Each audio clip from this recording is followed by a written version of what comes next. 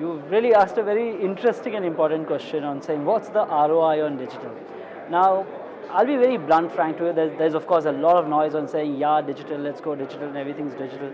I think we'll have to understand first clearly that yes, digital is going to be the way of the future, and it is a very interesting platform. It is growing.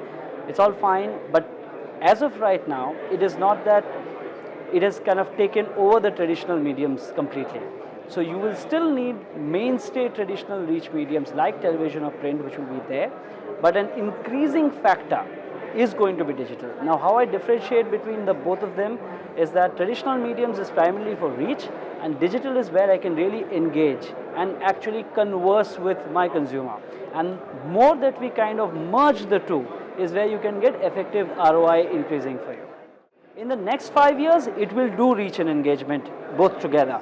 Right now is what I'm saying, that it's primarily more engagement, and you have the traditional mediums which are still giving you the reach. But eventually, with the increase in number of internet users and the increase in smartphones, mind you. Now, in India, if there are like roughly more than 300 million people who are active internet users, more than half of that today have smartphones. So a lot of that traction and engagement will move to smartphones.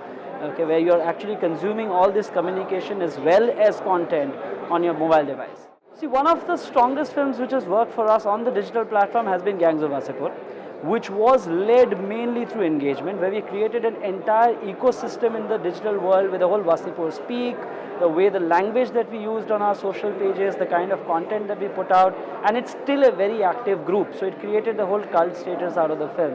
So that was a success story.